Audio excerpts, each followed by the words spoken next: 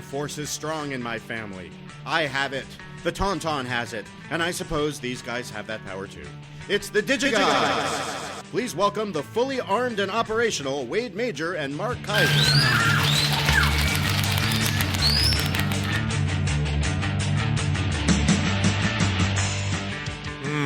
Corey, thank you. Now, please, tell us, who sent that in? That was sent in by Makoto Tsukishima. I fixed that line for you, Makoto. You're welcome. Well, there we go. I guess there was some minor Star Wars reference that Corey out-nerded on and was... Anyway. So what is this that I'm eating now, Mark? Well, Wade, I was in London and Paris Yeah. for a week. Yeah. And my friend... It was my birthday. Yeah. I was born on Bastille Day. Yes. French Independence Day. Uh-huh. And my friend, for my birthday, got me a big hunk of nougat from Provence. Which is where I used to live. I used to live in Provence. That's right. So this is nougat from Provence. So do you like the nougat from Provence? I do. And you know what? I'm also a really big fan of Ted Nougat. Mm-hmm. I got cat scratch fever and all that. I really like that. Okay, Ted Nugent is not known for cat scratch fever anymore. No? He's known for being a political nut job. Really? Yes, he's ultra-liberal. Really? Yes, unbelievable. He loves all people. Wow. Cat scratch fever. He loves all animals and all people. I left off with cat scratch fever. I just remembered, Exactly. Ted. By the way, you're talking about Star Wars. And can we for a second mourn the end of Star Trek as a movie franchise? Yeah, it's done. It's over. Even though they announced another one, which they always do. You ever notice that's a studio tactic.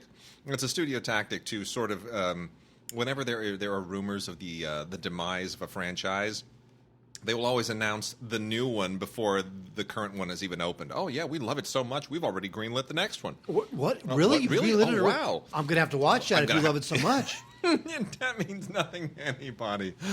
It's the weirdest. It's the strangest political tactic. It doesn't mean anything to anybody. There's no one out there who's on the fence about a Star Trek movie that goes, "Oh wow, really?" But they greenlit another one. Well, that must mean this one is so good that I have to go see it. No one does that. I know. No one does that. Although the next one, which will never exist, supposedly features Thor himself, Chris Hemsworth, as George Kirk. Yeah, whatever. That'll never happen. I'm sure that'll be wonderful. Exactly. So anyway, by the way, before we a friend of mine was one of the original writers on the current one, and which I thoroughly hated. So I'm gonna have to. I'll probably bump into him at some point in the next 4 to 5 weeks, and I'm just gonna have to find out. I'm just gonna say, dude, really, did anything that you wrote make it into this film? Because if so, I'm afraid I can't know you anymore. Not of Simon Pegg. Simon Pegg is. If he took a crack at that script, I'm sure Paramount thought, "Oh my God, Scotty himself, Simon Pegg, hilarious." All the lad films. He's going to knock this thing out of the park for us. I mean, here's the thing. I know that there was a framework for where Bad Robot wanted this to go originally, which was what Orky godfathered. And I suspect that was a framework that was signed off on. And when Orky walked, then everybody who kind of stayed on had to sort of paint within those lines. That's my guess. Well, look, I in the broad strokes... Oh, it's dreadful. No. In the broad strokes, I get it. Screw the Enterprise, break up the main crew, put them on a planet, have them just talk it out. It's fine. I am just so tired of... I mean, how many times... First of all, they keep trying to make a Star Wars movie. They keep trying to turn Star Trek into Star Wars. The Enterprise is not the Millennium Falcon. I'm tired of people pretending that it is and trying to make it behave as if it's some giant Millennium Falcon. I'm also tired of crashing and destroying the Enterprise. Could we stop it already? How many times has the Enterprise been... Okay, that's insane. It was in Star Trek 3, Star Trek Generations. I think it was Generations. One where it crashes into the planet. Yeah. The saucer crashes into the planet. Yeah, that's great. And then this one. Stop it. Just stop it. Don't do that anymore. They shouldn't be action movies. They're not supposed to be action films. You're thoughtful. That's what they're supposed to be. By the way, can I thank Tim Cogshill, ladies and gentlemen, for holding down the fort while I was away? And how was your vacay? It was fantastic. I spent 4 days in London, spent 4 days in Paris, went to a fantastic Stanley Kubrick exhibit in London called Daydreaming with Stanley Kubrick. Now, I thought Daydreaming with Stanley Kubrick was it's an exhibit in London. It is about 25 to 30 artists interpreting Kubrick's work in their own personal style.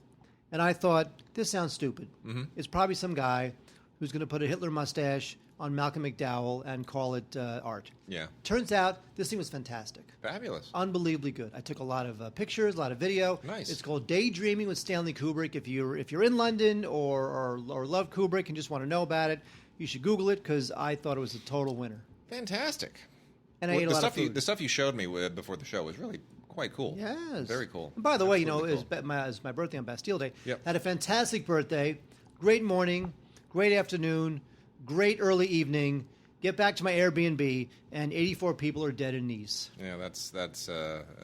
I start getting all these texts from family and friends saying, "Are you in Paris or are you in Nice? Where are you? Are you okay?" I'm like, "Look, thank you for texting, but Nice is 600 miles away from Paris. I'm fine." Man, that was... But it still casts a pall over the whole Yeah, of course country, it did. obviously. But it's funny now because that was the third terrorist attack in 18 months there in France, and so they mourn for like 12 hours, and then they go on with their day. It's like World War II, right? You eventually you get into a battle mentality, which is where it's like being in London during the Blitz. Well, bombs are going to fall, but you got to live. Yeah. Right. I mean, there's stuff. For example, I mean, if you want to talk about that mindset a little bit, there's stuff in Kenneth Brownlow's amazing David Lean biography. Speaking of, we have a couple of books we're going to mention today. What? Top of the show. Got a giveaway too. What? Some listener mail, music, all kinds of fun stuff, television, you name it. But giveaway, yes, I said giveaway, and 2 books. But there's some stuff in the Kevin Brownlow David Lean biography when Lean was shooting his, the early part of his directing career was during the Blitz. And he was making a lot of those, those sort of British programmers in studios in London. And meanwhile, there are air raid sirens going off and bombs blowing nearby. And just to give you a sense of how committed David Lean was to the craft, he would sit there, and everybody else would be afraid that a bomb was going to hit them right there in the soundstage, and he would just be, cursing and really annoyed that the shaking of the building had interrupted a perfectly good take. That was he was purely focused on get this movie made while there are bombs falling all around them. Now, what would Brett... There you go. What would Brett Ratner have done in that situation? If Brett Ratner were directing a movie and bombs went off, what would he do? I don't know. He'd probably, He would climb underneath the nearest table and cower like a coward. Perhaps. Be every man for himself. Yeah, perhaps. Perhaps true. But you know what? I'm not going to rip on him too much anymore because he's not really directing movies. He's putting money together for really good movies. Yeah. And every time I see Rat Pack on a movie now, I'm kind of excited. I'm like, this is a good movie. Yeah. I'm glad you went out and found the money. Don't direct. Just be a financier. Be a mogul. I am perfectly content with him being a mogul. You have Annapurna. He is. And you have Rat Pack. He is enabling the production of some really amazing movies. I agree. So a lot of the nasty things that I've said about Brett Ratner in the past, I kind of take them back because he's redeeming himself for me. He's facilitating some great stuff. I think it's a good thing. I think those nasty things you said about him actually forced him to stop directing. You were the one. I guess I was who forced him to stop directing. So Zack Snyder, please become a mogul and go get some money. Exactly. Anyway, speaking of, we're going to talk about a couple of Zack Snyder things today too. First off, though, I want to talk about a couple of books. Mark, books. We got a couple of books. One of them, I want to plug this phenomenal legal thriller. It's called Doubt by C.E. Tobisman, who happens to be a very, very good friend. And I am plugging this not just because it was written by a friend, but because it really is terrific. And I am not a legal thriller person, by the way. I'm not Scott Turow, Grisham. I've read those things. They make me want to shoot myself in the head. It never really makes sense to me. Scott Turow is just so dry and dull. But what's really great here, this is the first of one presumes to be a series based on the exploits of an attorney named Carolyn Auden, who has a bit of a shady background as a hacker and is trying to redeem herself as a young attorney. And it's kind of like Nancy Drew with an edge and grew up and got a legal degree. And the story here is actually quite cool. It all centers around investigation into there's like this GMO conspiracy going on, right? And you got to get to the bottom of it, right? Like that's what attorneys do. It's like if you're poisoning people, it's like the Aaron Brockovich, right? It's like an Aaron Brockovich deal. And so it's sort of you got to dip into your bag of tricks, your old hacker bag of tricks, to enable your new bag of tricks as an attorney, and you got to kind of use the dark side to enable the bright side. Anyway. Takes some really interesting turns, some very clever twists. Great character, by the way, the Ouden character. So I highly recommend Doubt. Go on to Amazon and grab yourself a copy of Doubt by C.E. Tobisman. Very, very happy about that. And then also, this, as long as we were talking about Kubrick earlier, is pretty cool. Have you read this? Do you even know about this? I do not. You don't even know about this? I do not. That's amazing. I thought this had crossed your radar. So as though there aren't enough Kubrick books out there, there is a new one, Stanley Kubrick and Me, 30 Years at His Side. This is written by Emilio D'Alessandro, along with Filippo Ulivieri. Now, Filippo Ulivieri, one presumes, is the ghostwriter who, actually made it work like a book. And Emilio D'Alessandro was one of Kubrick's assistants. Now, I think, as we all know, Kubrick had many assistants, and the one we're most aware of is his brother-in-law. But Lord Bullington, which is right. That was his name. Yeah. Hang on. I'm rusty. I know him as Lord Bullington from Barry Lyndon, but anyway. So here's the thing: you see a side of Kubrick here, which is rather. Oh, how would I put this? It's human and humane, but it's also not from the usual perspective of people who worked with Kubrick. Like if you read most Kubrick biographies, they're reverential, but they also sort of Leon Vitali, thank you. They're also, I should know that because I've met the guy a half a dozen times. They're also very reverential, but they're also larger than life, and you sort of get Kubrick painted in these broad strokes. And you don't.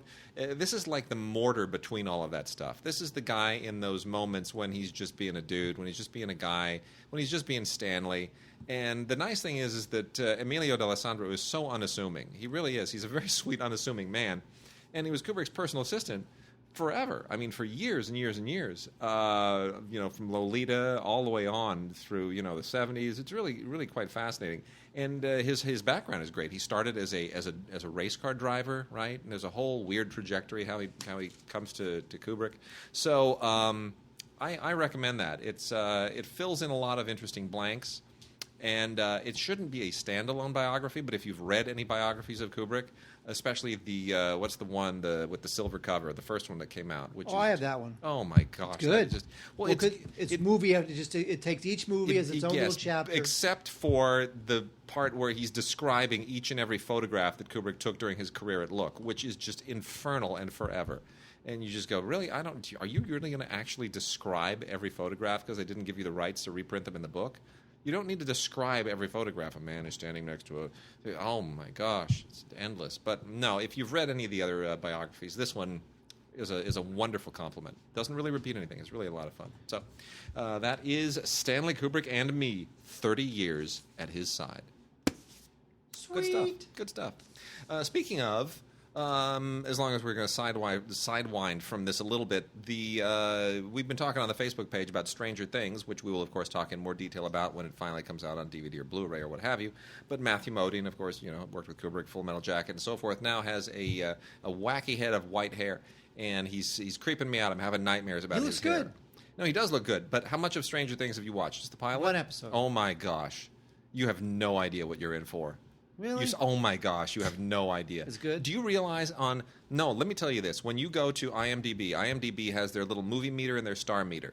On their movie meter, yeah, when it counts down, like, in the tops there's the Star Trek movie and there's Justice League and Wonder Woman and, it goes whatever. Number 1 is Stranger Things. It's more popular on their movie meter than movies.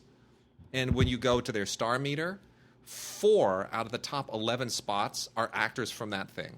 3 of whom are not Winona Ryder. They're the kids. They're those kids, those the crazy, kids and the those girl. like weird, goofy-looking kids. Yeah, two of the boys and the girl. I mean, they're like they're no names. And who are the Duffer Brothers? Who are those people? I have no idea. I've got to do some research on this. This thing is just kicking a double dollar signs. It is amazing. Did you say a double dollar signs? Where'd you get that from? I sure did. Why don't you just say ass?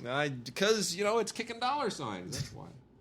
Well, Anyway. I enjoyed the pilot, and as I said on the It's Facebook terrific. page, by the way, pro tip: Yes. when you're going through Netflix from one episode to the other, don't read their synopses. No, don't. Because I did. I know, don't. And then Don't do episode that. 8, I won't say what it is, but don't worry, I won't Oh, say my what it is. gosh. Episode 8, it's like, and so now that the aliens from Voltron have come down, I'm like, what the hell, man?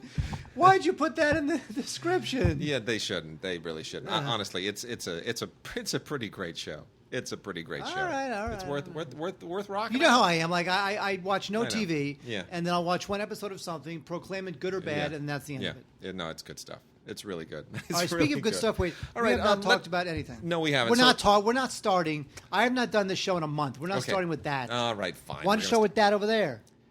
Okay, fine. We talked about Jesus. Star Trek. We're going to knock off on TV. Star Trek, the whole Star Trek box set thing has gone completely to Mars now, and Star Trek Next Generation, the complete series, Next Generation complete series in a complete box set. All the other seasons have been released and independently, so now they said, okay, let's just crank that sucker out, and they put a 2 giant keep case set together, which is fine. It's sweet. It's got all the stuff that's already been previously released, including the reunification.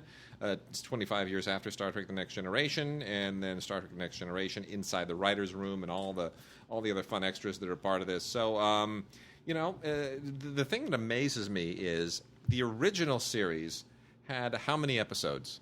I think there was about 79.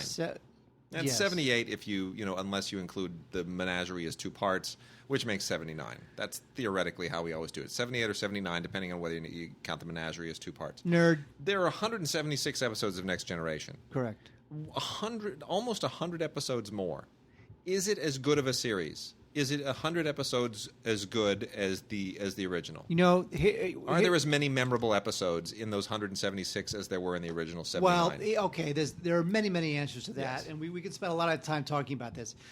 Okay, I will say that The Next Generation completed its creative mission better than the original series. I would agree with that. But I will also say that there are more memorable episodes of the original series only because we had to watch those same damn 79 episodes for 15 years or whatever before the movie came out. Whereas in Next Generation, during that time, we had other Star Trek series, we had a billion reruns, we had films, there's all sorts of stuff going on. Right. So it's kind of it's a 2-part answer. All right. Don't you Fair agree enough. with me, Wade? I guess I do. I just feel like it's very, very hard for lightning to strike twice. As much as I love Next Generation and a lot of the episodes, I think, okay, and sure, I'm a total nerd for the original show because it's nostalgia and it's what I grew up with. But the original show, A lot of the episodes sucked. I'm sorry. I could name at least 30 episodes that I think are just among the greatest hours of television in history. I'm not sure I can come up with 30 legendary hours of Next Generation. I could probably come up with 18. It's like maybe James 20. Bond. It's just not either your James Bond is Sean Yeah, Connery or your exactly. James Bond is I Roger suppose. Moore. I suppose. But anyway, I have the UK version. I've had the region-free UK release of the series for a while now, and I have to say that the packaging is really flimsy on the UK version, and on this version it's a little better, a little sturdier. Yeah. But the UK one, the only thing I don't like about it is that it's really flimsy packaging. Oh, well. So let's talk a little Soderbergh-ness here, if we could. What? On a couple of points. I'll let you go first. Well, we have season 1 of the Girlfriend Experience. This is on Stars, the little paid channel that could. Which is Kind about of. to be purchased by Not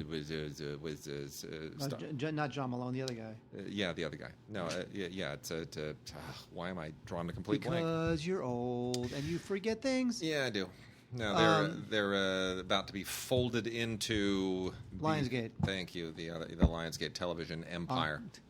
Anyway, so this follows the what's her name? Christine. She's a second-year student at a law school in Chicago, and she enters the world of sex work, and is an expansion based on the book or the movie. The movie. This is an expansion of Soderbergh's 2009 film, which starred Sasha Grey, a film that I enjoyed very much, mainly because I love Soderbergh and everything he does. Soderbergh, who has, of course, famously kind of retired, at least from directing. Yeah.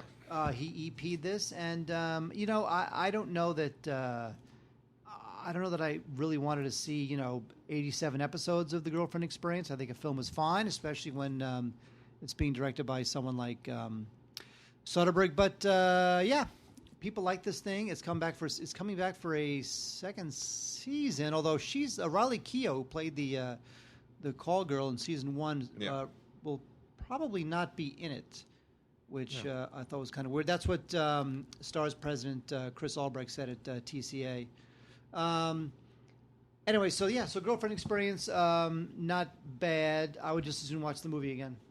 And then also Soderbergh branded is the complete second season of The Nick on Cinemax with Clive Owen.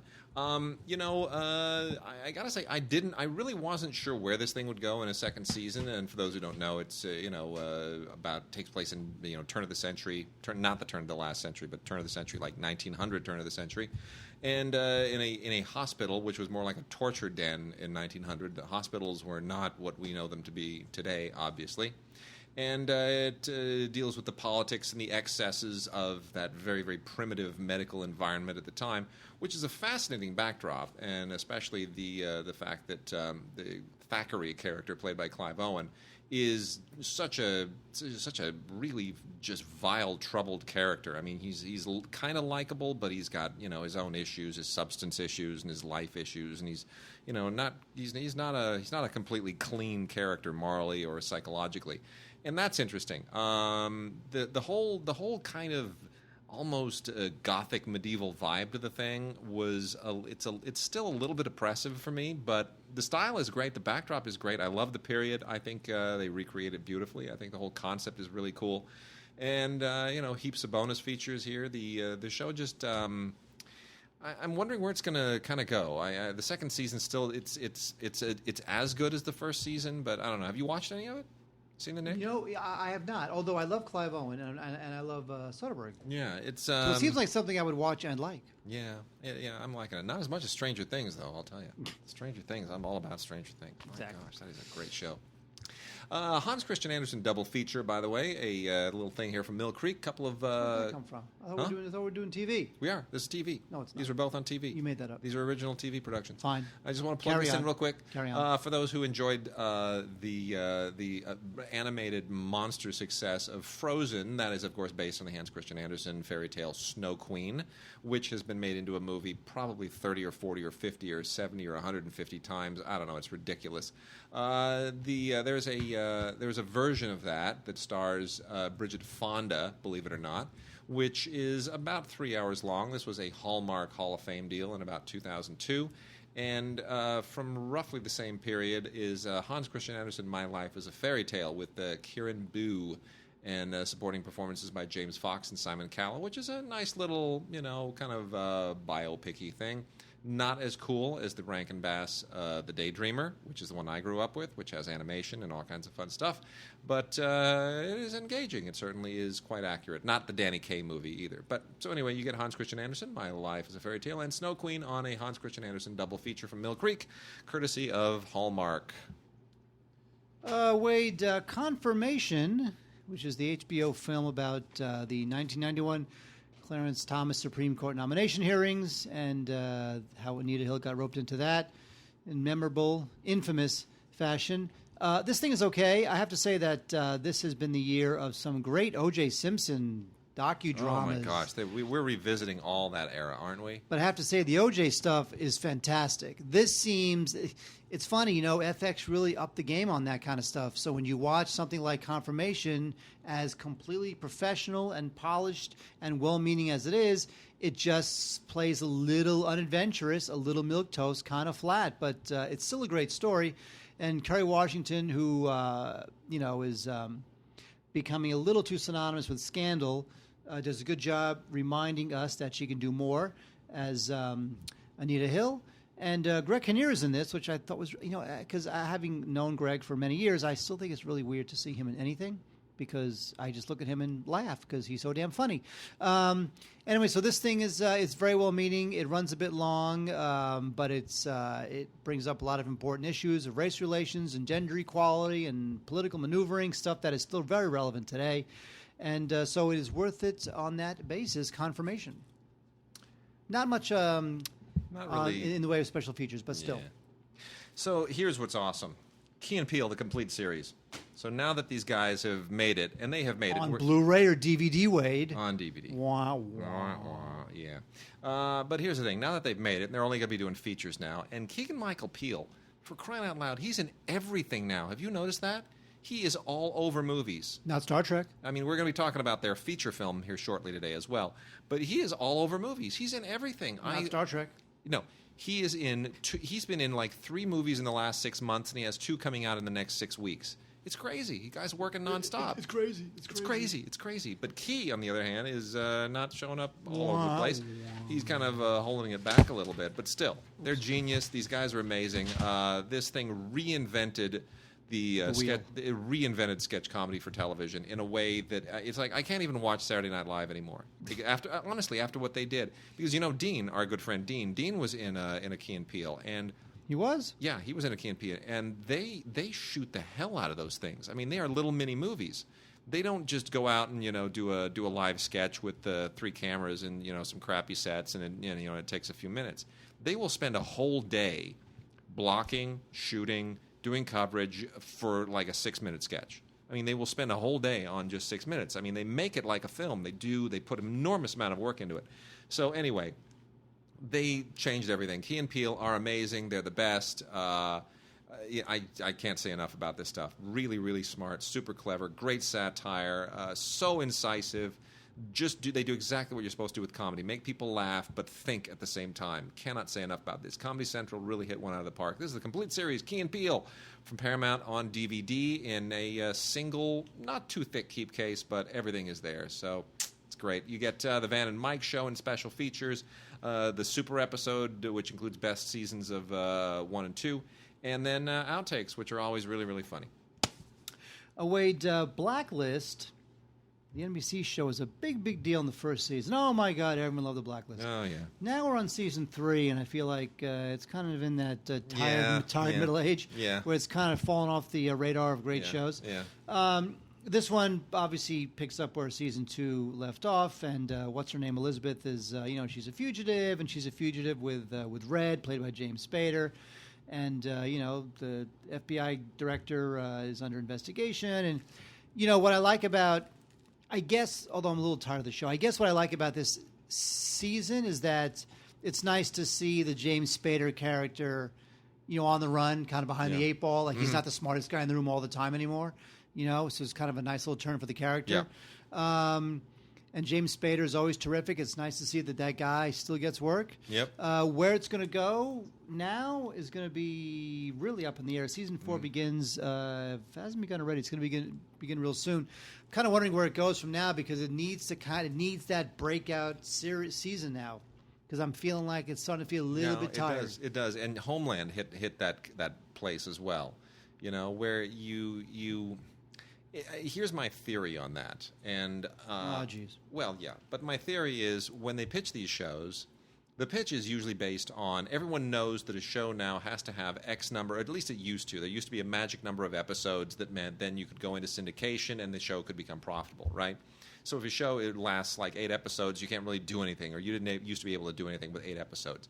But if you got to 60 episodes, 80 episodes, whatever. There was like a magic number. Oh, 3 seasons. We can. 100 was the magic number. 100 was the magic number, but once you get to DVD, then it was like, well, we could do something with this. And syndication is there's so many channels. We could sell it to X number of channels, and it's a little bit like a moving target. But there's always some mathematical equation of how many you need to hit. So when people pitch these shows, they pitch them up to the magic number. No, people will get hooked, and they'll watch it for this, and then you have this twist at mid-season, and at the end of the season, the cliffhanger, and that brings them back for the next season, and you do the little thing with the character, and they go, oh, I didn't see that coming, and that takes you to the next season's end. And they plan it out, and you sell it so that it sounds like, oh, it can't lose. People are going to stick with this for at least, 60, 70, 80, 90 episodes, which is a pipe dream. Nobody knows. The show could stink from episode 1, and nobody cares. But that, at least in the pitch. And then I think when those shows actually make it to the air and you get to that episode, nobody has really thought it out past the point where you planned it originally, and then you start treading water and the show falls apart.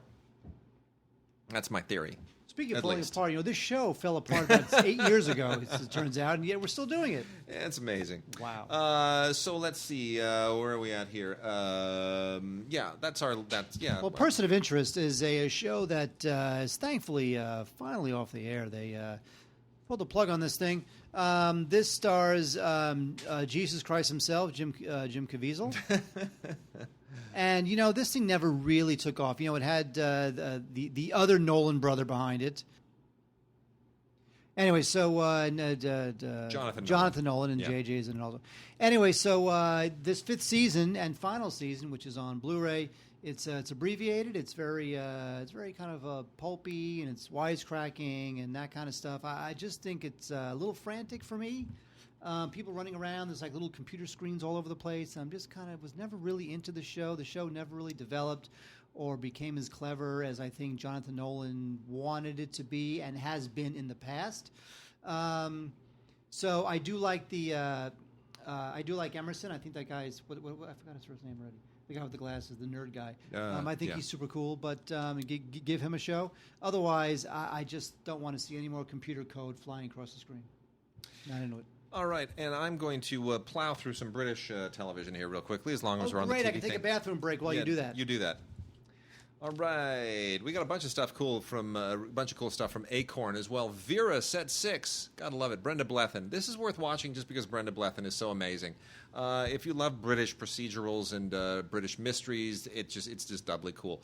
Forget all that Murder, She Wrote and Agatha Christie stuff. It's all about Vera, the amazing Detective Chief Inspector Vera Stanhope. And these are based on novels by Anne Cleeves. Good stuff. There's one here that I always find very wonderful, which takes place in Yorkshire, in the moors where the Brontes come from, and there's a murder from the moors, it's just a great setup, great backdrop. So that is another wonderful ITV production. And then the Canadian show that just will not go away, Murdoch Mysteries, season 9. If you've never seen this, it takes place pre World War II, the Edwardian period. And a lot of great crime-solving, fun stuff here. It is effectively a British show. I mean, it's 18 episodes here. The thing that makes this just utterly weird and bizarre is one of the guest appearances in this season.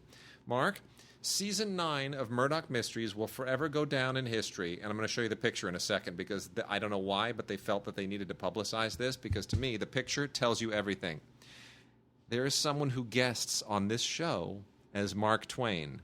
Now, who possibly... you know what? I'm going to say it's Tom Selleck. I have no idea. Tom Selleck. Who is it? That Shatner? Yeah! That's awesome. Look at that mustache. William Shatner plays Mark Twain. Now, first of all, he looks nothing like... He doesn't even sound anything like Mark Twain. Mark especially Twain if was you... like that guy was as thin as a reed. Yeah. Shatner's as fat as a tuba. It's the funniest thing in the world. Anyway, Shatner plays Mark Twain. That alone is worth... If you've never seen a season, you can skip 1 through 8, and you can start with season 9 and just watch this and marvel at William Shatner playing Mark Twain. And to be honest, it's not so bad. I'm almost afraid to admit, but he's actually pretty good. It's not really Mark Twain. It's sort of Shatnerization of Mark Twain, but totally watchable. Shatner only plays Shatner. He kind of does, yeah. But he's so good at it. He is. It's so priceless. It's just he's a treasure. He's a national treasure.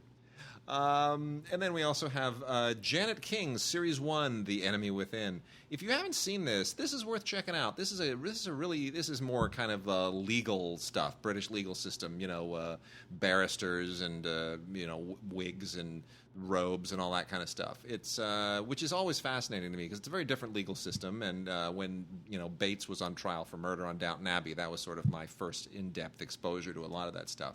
But this is really very cool. And, of course, like everything else on British television or American television, it rides on who is cast. And Marta Dusseldorp, who, God bless her, has not changed her name, is really amazing. Look for her to really, really start making some waves in movies as well.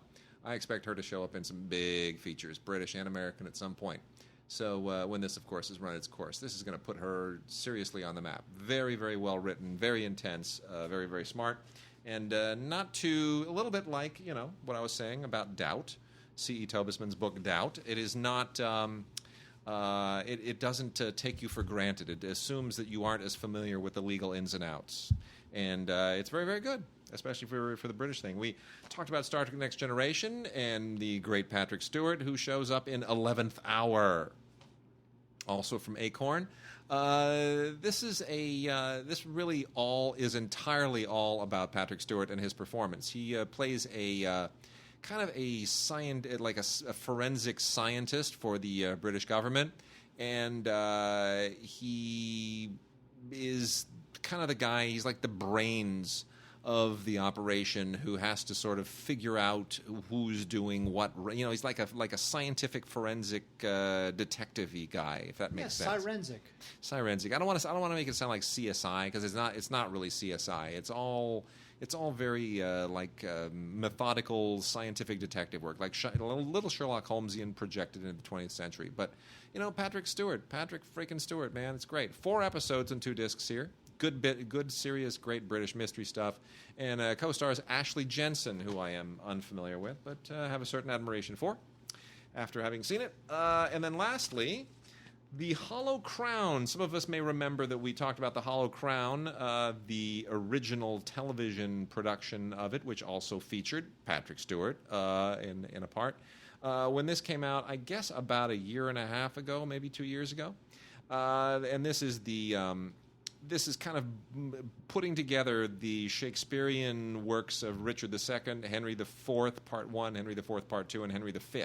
So that whole kingly lineage, that whole royal lineage, and those plays, putting it together in like a giant royal saga. Well, that has now been given not just the TV treatment, but the miniseries treatment, The Hollow Crown, The Wars of the Roses, Henry VI, Part 1, Henry VI, Part 2, and Richard III. So this is a continuation, and it's on Blu-ray, and it features Benedict Cumberbatch, Hugh Bonneville, Judi Dench, and Tom Sturridge, along with the wonderful Sophie Okonedo, who, let's face it, Sophie Okonedo would not normally get cast in Shakespeare because she's not white. But you completely forget about that watching this because she's such an amazing actress. You remember her in Hotel Rwanda, right? She got an Oscar nomination? Yep. Phenomenal. So we continue the original television thing into this great new Blu-ray miniseries, which has much higher production value and great cast.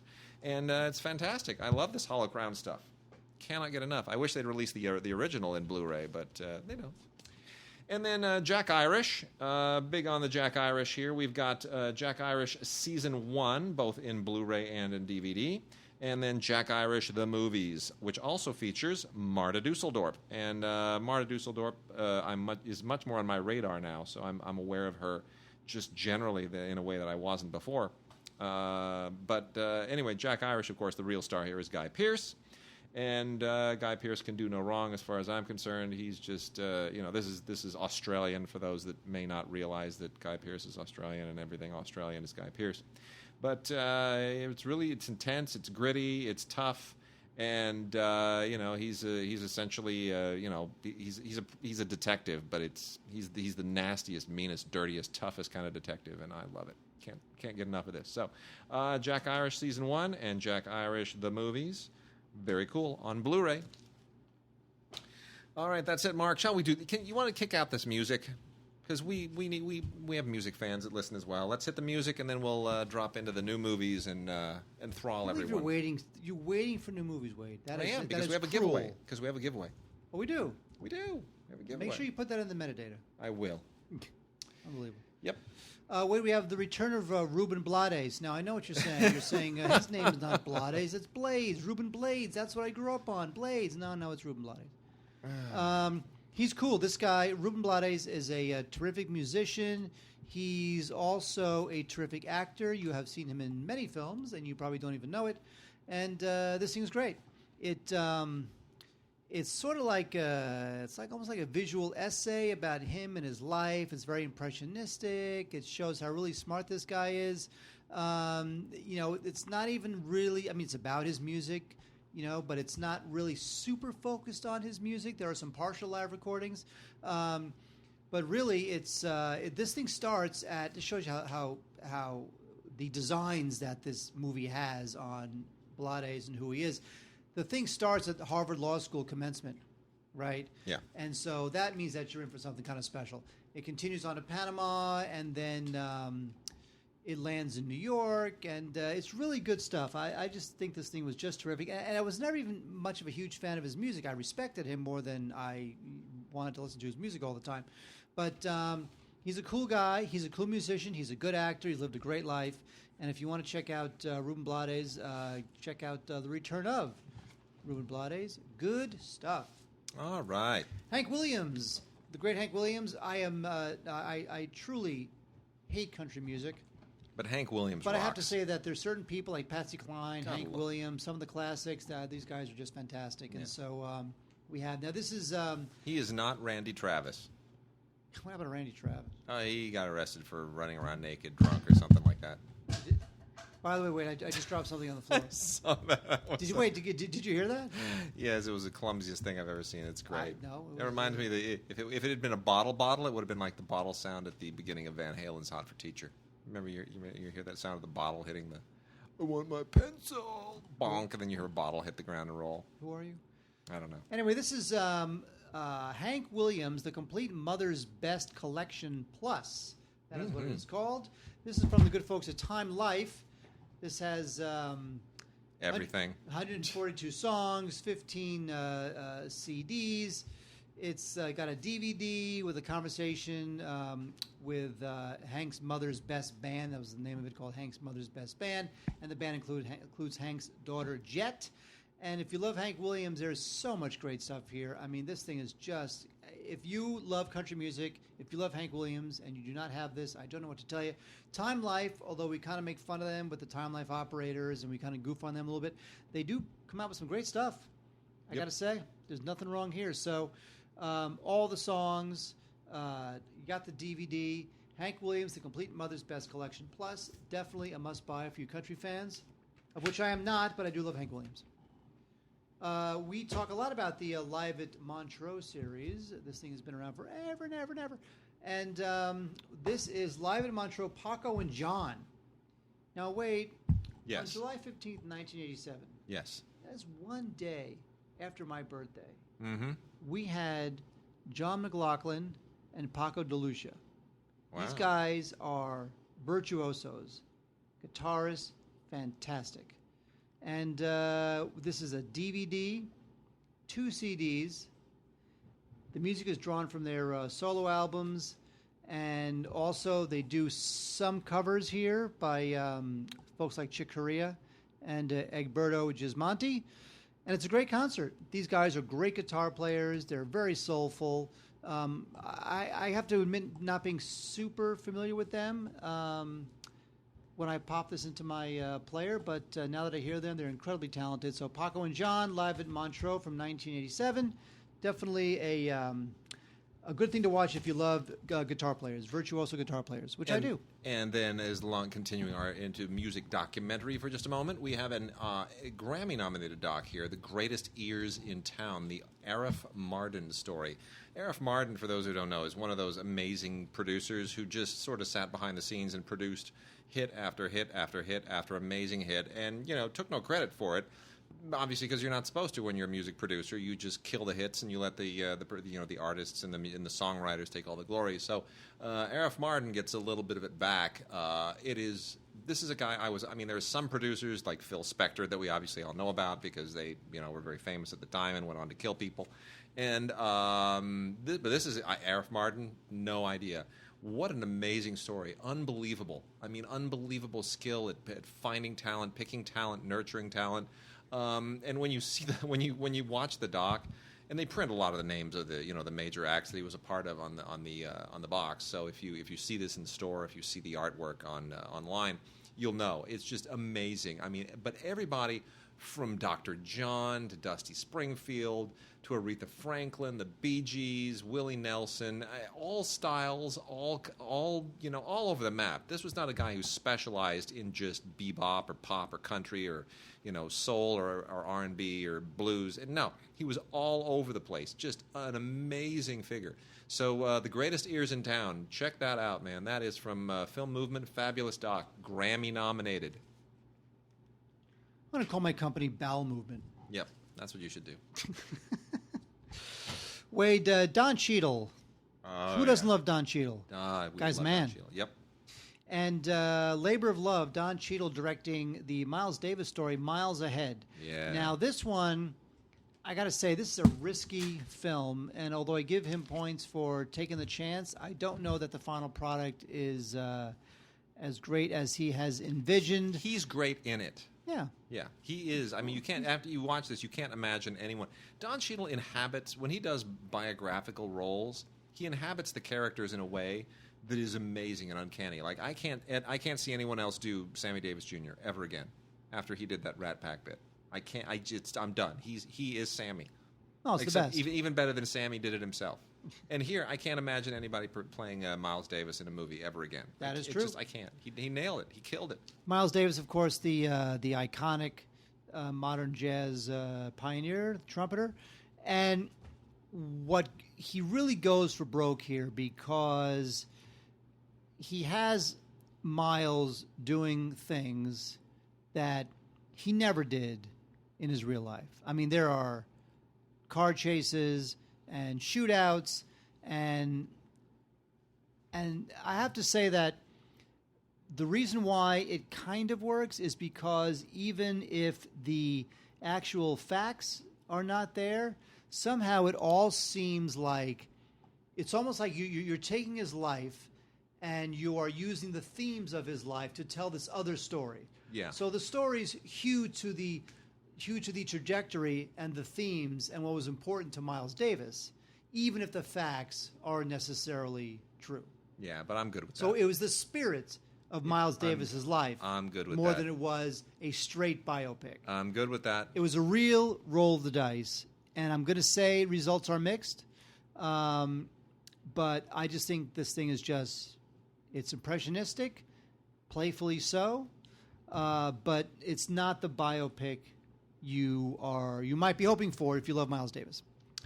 I'm going to say that right now, this might actually be my favorite film of the year. We obviously have to wait and see, but I can't imagine this not being in my top 10, maybe even top 5. I love this film so much, and I'm so upset that it has not done better, and I don't know why.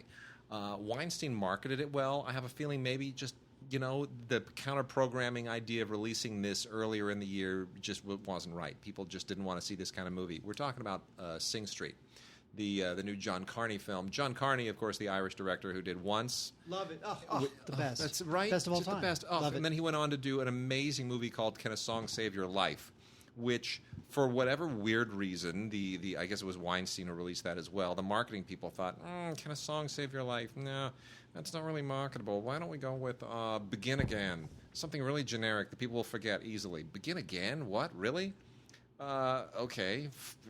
Well, anyway. Sounds like it was taken off a list of titles that they could slap onto a film. Keira Knightley and Mark Ruffalo killed it in that movie. It was absolutely wonderful. And you know what? Sing Street, I got to be honest, as much as I love those movies, especially Once, Sing Street is his best movie. This is better than both of those. This is so amazing. This is so wonderful.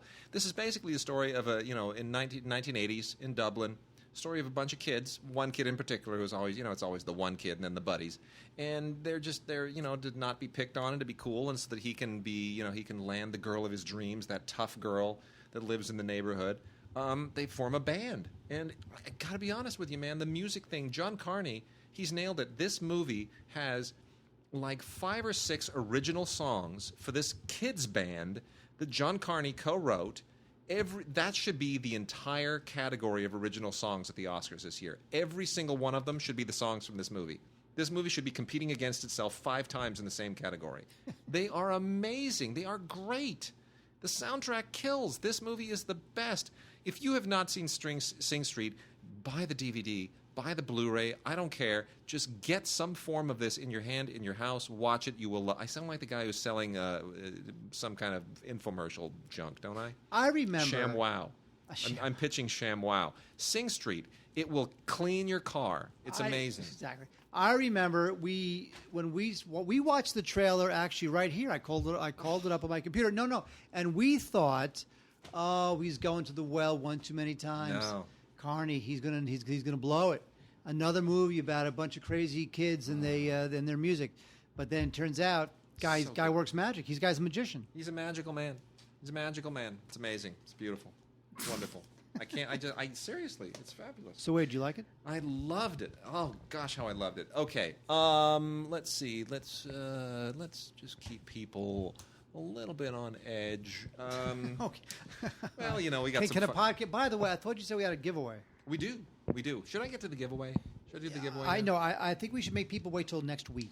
Well, let's hit a couple more of these. Okay. We'll just hit a couple more. Let me first, before I turn that over to you, let me just mention, as long as we're talking about Key and Peele, Keanu, which is Key and Peele's big theatrical debut, movie feature theatrical debut. Look, Mark, they sent us a Keanu calendar.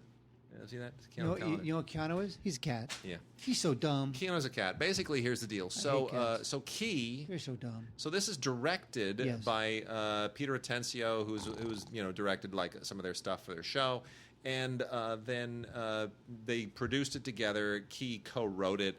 It is. Or actually, I'm sorry. Peele co-wrote it. Jordan Peele co-wrote it. Keegan-Michael Key co-produced it with Jordan Peele. Anyway, no, they are very, very funny in this. It's a very, very simple movie. It's got some weird little detours to it, but basically it deals with a lot of really interesting issues related to racial stereotyping and culture and in movies and so forth. They play a couple of guys. Well, one of them is married. The other one is not, and the other one is very kind. The one adopts a cat. The cat winds up being kidnapped by local thugs and gangsters, and they have to go undercover and pretend to be someone they are not in order to get the cat back. And they have to posture a lot, and all the stuff about stereotyping and ethnic, culture roles. Really, really very cleverly handled, just like it was on their show. Incredibly funny. The cameos are to die for. The cameos will just slay you. They are really clever and very smart. Also this is on Blu-ray, comes with Ultraviolet. I think it is absolutely terrific. I had a lot of fun with this movie. Wait, I had no fun with The Perfect Match. Now, The Perfect Match is it's a romantic comedy featuring mostly African American actors, and I have to say that lame romantic comedies don't get better just because you put African American actors in them. No.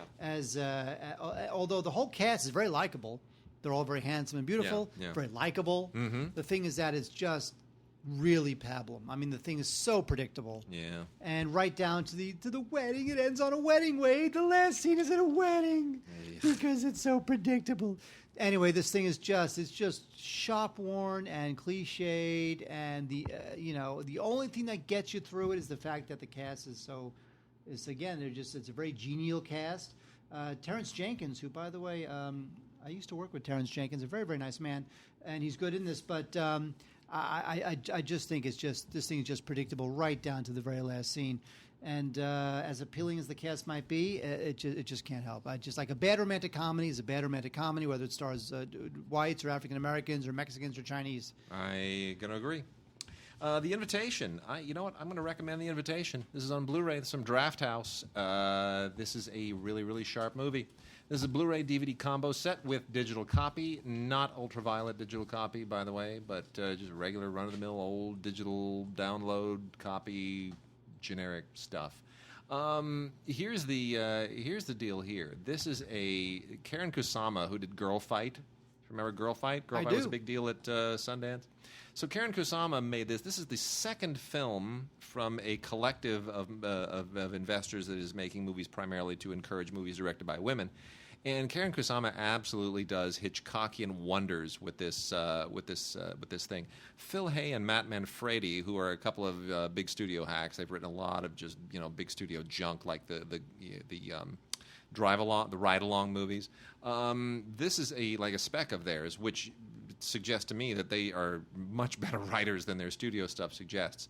So here's the deal: you have a guy and a woman who a guy and his wife who go to a weird kind of reunion of old friends at the home of his ex-wife and her new husband. And there's obviously this weird kind of little breakup thing, when did the marriage end and why did it end, which had to do with the death of their child, and they couldn't get over it. And that's seen a little bit in flashback. But what's going on now is this weird reunion of old friends, and there's like some weird religious culty thing going on. They've just gotten back from some, vacation in Central America where some kind of self-helpy, guru-y, culty guy has encouraged them to spread the word about the next step in life and all this kind of stuff. And you're thinking, okay, this is getting really creepy.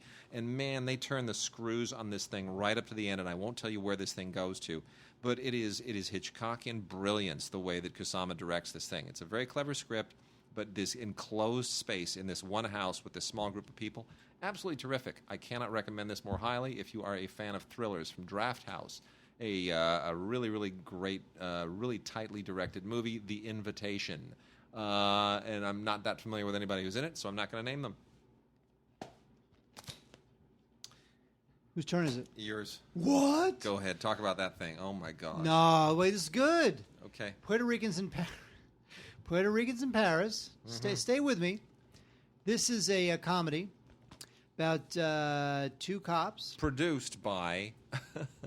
You know this is produced by, don't you? Oh, this is produced by some guy. Okay, some guy. Go on. I'll let you describe it first, and then I'll kick in the thing. All right. Well, I did notice that when I was watching it, but this is about these two childhood best friends, and they're both NYPD cops, and they go to Paris to track down this black market ring, and so it's basically about two Puerto Ricans in Paris, and I have to say. Luis Guzman is great. Luis Guzman is the man. How funny is Luis Guzman in everything he has done? Everything he's ever done. Everything he will ever do. Luis Guzman is one of my... He's like an Alec Baldwin or Sam Rockwell type. Yeah, everything he does, it's the guy great.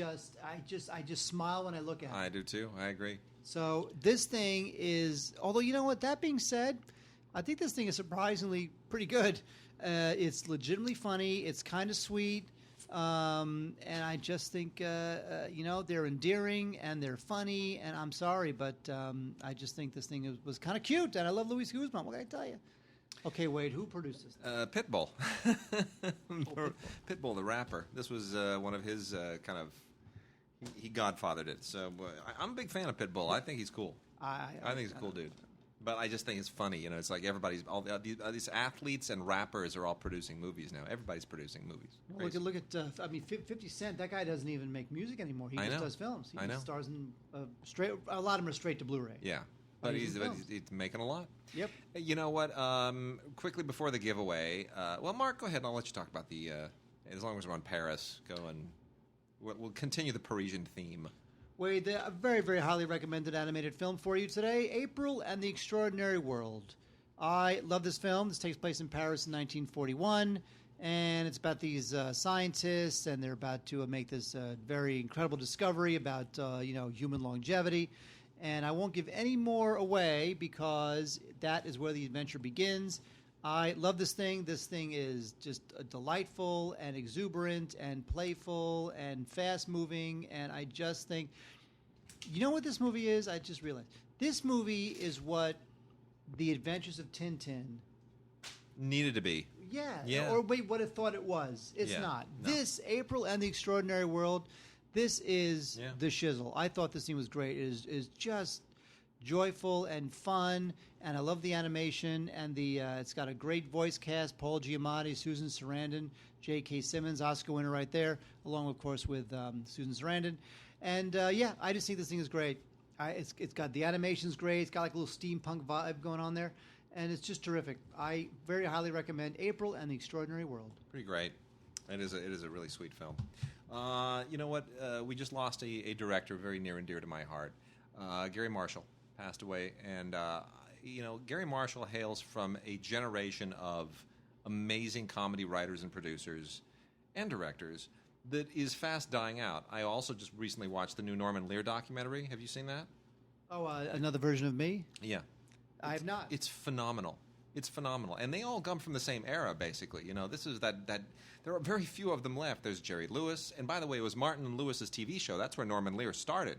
He was a writer-producer on that show. And they show clips of him in that, doing his shtick with Jerry. And, we got a few like Shecky Green. And, there aren't many left from that generation. Anyway, Gary Marshall hails from that same generation. He touched golden television in like 3 different decades, and at one point he had Happy Days and Laverne and Shirley, and there was like something else that was a top-rated show at that time on TV. It's amazing. Everything he touched was like Norman Lear. He could do no wrong at a certain point. Gary Marshall's very last film was Mother's Day, which a lot of critics dumped on. Now, I full disclosure, a friend of mine was an executive producer on this, so I was a little bit connected to this while it was shooting, and I got occasional stories from the set. And, a lot of people were ripping on this movie before it even opened, saying, oh, there he goes again. He did Valentine's Day and New Year's Eve, and now he's doing Mother's Day. And people miss the point. Every one of these actors that's in this, Jennifer Aniston, Julia Roberts, Kate Hudson, Jason Sudeikis, and everybody else that's in this thing, nobody went to them and said, oh, how much money do we have to pay you to be in a Gary Marshall movie? They said, I'll do the movie. Pay me whatever. I'm going to do the movie. Because everyone wanted to work with Gary Marshall. People loved Gary Marshall. This is not a bad movie. This is a sweet movie that is able to deal with so many crazy issues related to the world, politics, race, parenting, war. Don't ask me. You'll understand when you see it.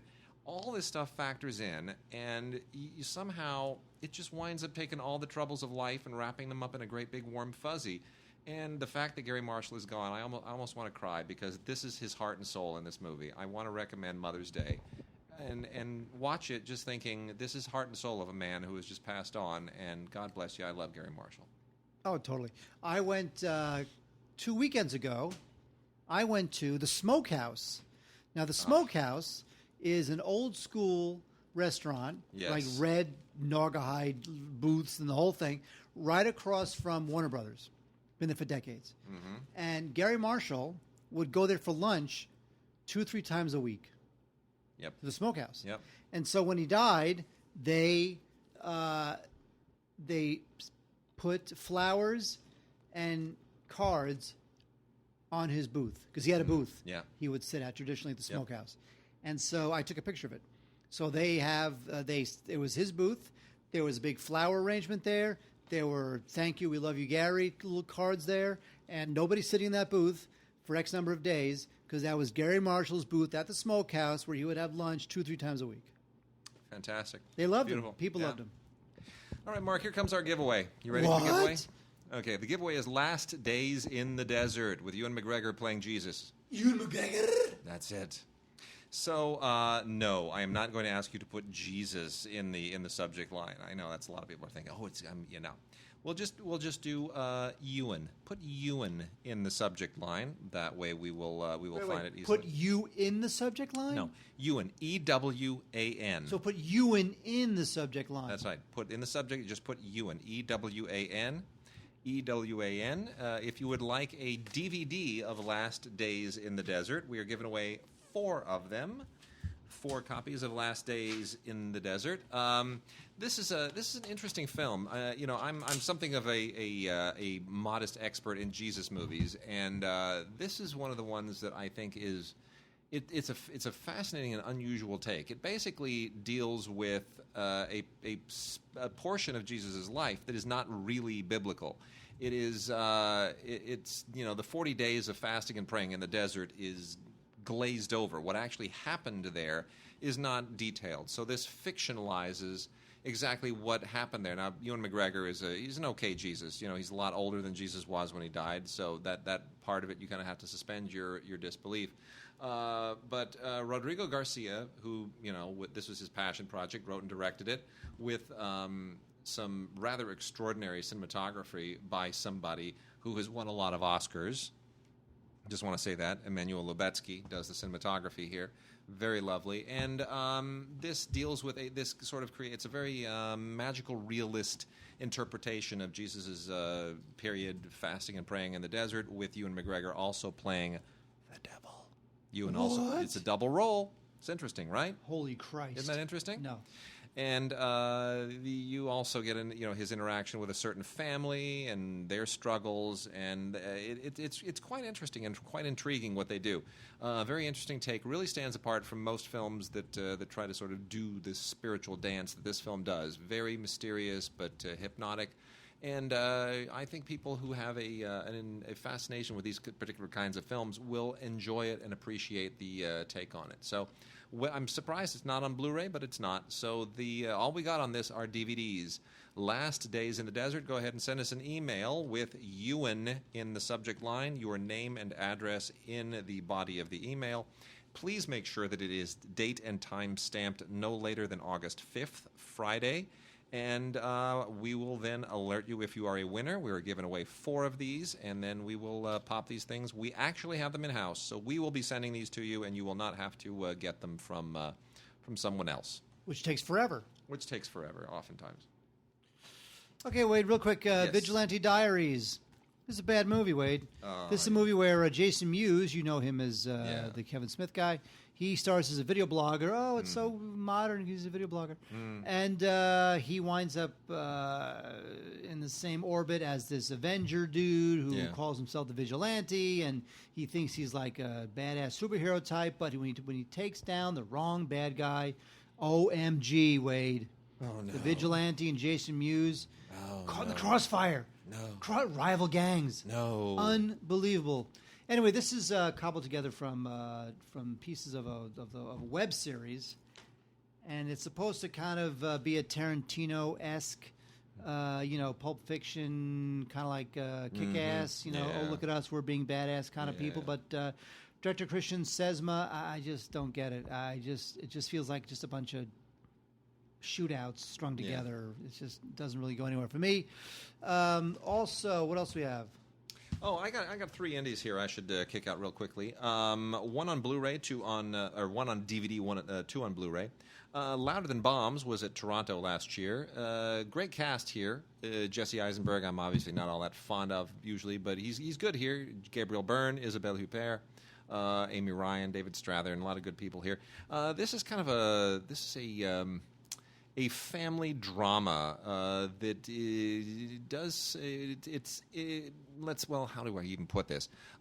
Isabelle Huppert plays a photographer who is deceased, but you see a bit of her in hindsight, and Gabriel Byrne is her husband, and her passing has wrought havoc on her 2 sons, one of whom, Jesse Eisenberg, is college age, and then the younger son is having a really hard time. He's like high school age, and how the residue of her passing, this great photographer, how the residue of her passing and the mourning just sort of really, really wreaks havoc with this family and the inability of the boys to connect to their father and vice versa, and the other people who sort of fall into the orbit. Amy Ryan, falls into the orbit. It's a really interesting psychological family drama, and I think it's worth checking out. Less worth checking out is Manhattan Night with Adrian Brody, which is a pretty straight-up detective noir, except without sort of the flashy and the cool feel of a noir. It's not in black and white. It's not in another period. There's no distance to it. There's no exoticism to it. So it feels a little bit pedestrian. Brody is really good. He plays a kind of a gritty journalist who's drawn by this femme fatale to look into the death of her husband, and of course, it winds up having all kinds of horrible consequences for his family and for everybody else in immediate circle. There's some good stuff in it, but I don't know. It just doesn't. It never really quite becomes a great noir. It just feels like it's imitating a great noir. Adrian Brody and then Yvonne Strahovski, who is quite good as the femme fatale. And then lastly, this was a big deal at Sundance as well. I don't quite know how I feel about this. The Bronze, which stars Melissa Rauch as a horrible human being. She was a bronze medalist at the Olympics for the United States gymnastic team, and she's been living with that glory ever since. She wears her little Olympic sweatsuit everywhere. She hasn't changed her hair. She is mean and cruel and foul and profane to everyone around her. She expects to be treated like a celebrity all the time, and she's very demanding, and she lives in a small town, and her glory days are long gone, and she's still coasting on it. Man, she hates her dad. It's a horrible, horrible situation. And then she has the chance to coach a girl to become sort of the next her, this really sweet girl who she just proceeds to abuse because, of course, she's jealous and doesn't want anybody to take her glory or her fame as she is the most famous person in her town. In any case, it takes some very conventional turns and some unconventional turns. I think it's a really smart film. But when you have a character who is this hateful and dislikable, it's a really, really tough balancing act to make you kind of stick around for the full running time. So I can recommend The Bronze, but I'm just not sure that I really enjoy it.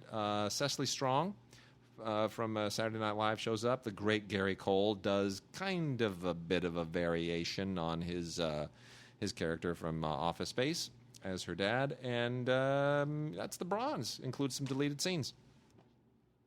Sweet. Wade, Nicolas Cage, as you know, has forged himself a fantastic career as a straight-to Blu-ray actor. Yeah. Got a lot of tax problems. Got to pay them off. Good news is that for all the crap he's done, The Trust is actually better than a lot of the crap he's done, which is to say it's not as crappy. Now, Nicolas Cage, as you know, is great at playing these crazy, unhinged types. And here he is paired quite winningly with Elijah Wood. They play Vegas cops, and there's a vault that belongs to these local drug lords, and they're going to take what's in the vault, and their plan sets into motion the rest of the film. And so I have to say that Cage is funny and gets a lot of laughs, and he's got that whole nihilistic gallows humor of a cop thing right down. So the thing's pretty funny, dark. I thought that Cage and Elijah Wood were really good together. So yeah, I have to say that The Trust is a lot better than a lot of the crap that Nicolas Cage usually does. And Elijah Wood, who of course starred in an Oscar-winning Best Picture, right? Elijah Wood? Sure did. Now he's doing this. Crazy, right? Poor guy. Well, you know, he's taking some weird risks and just trying to mix it up a little. He can do what he wants now. I mean, I'm sure his piece of The Lord of the Rings is... Okay, he can do what he wants. The Trust. Yeah, well... Unless he really wanted to work with Nicolas Cage. Okay. And then the last new movie this week, before we wrap out with a little Zack Snyder and a couple of other interesting tidbits, and then we'll put it to bed. The Lobster with Colin Farrell and Rachel Weisz. The Lobster is from a director that I have a great deal of contempt for. I shouldn't say contempt. I'm just not a big fan of Yorgos Lanthimos. Am I pronouncing that correctly? He did Dogtooth, which was awesome. It's horrible. Awesome. Horrible movie. How dare you? Dreadful movie. Anyway, Lobster. This is the weirdest sci-fi movie I think I've ever seen in my life. It's very, very strange. It's a whole human animal thing. It's like Logan. Okay, here's the thing. It's a little bit like Logan's Run, except people turn into animals. Does that make sense? Instead of dying, you turn into animals? Makes sense to me. Okay. So anyway, at some point in some weird alternative future, you've got Colin Farrell who has to, at the end of a certain period of time, fall in love and start his life anew, or he turns into a lobster. I don't know how to explain it, but Lanthimos is not the most annoying director in this movie. Partly because he has a really good cast. John C. Reilly's in here as well. It's a really, really good cast. And check it out. This was in competition at Cannes and got some good notices. I'm not sure people really quite knew what to make of it, but it's on Blu-ray and worth checking out. And then lastly, Mark, on the 4K front, because we have gotten, of course, the 4K release of Batman vs. Superman, in which the most interesting element is Wonder Woman. That's a problem. They have gone and they said, why not release all the other Zack Snyder DC movies in 4K? So we have the 4K Ultra HD release of Man of Steel, which is predictably still very shiny and wet and boring and dull. And I just think it's a horrible Superman movie, but it's is the 4K Ultra HD impressive? Yeah, I guess. I mean, for all that CGI contrasty poop, whatever. I just really intensely dislike this movie, but there it is. And then we have the ultimate cut of Watchmen on 4K Ultra HD. The complete story, which is actually even longer and more endless than the director's cut of Batman versus Superman. Have you seen this ultimate cut of Watchmen? I have not seen the ultimate cut. It is 215 minutes long. That's why I haven't seen it.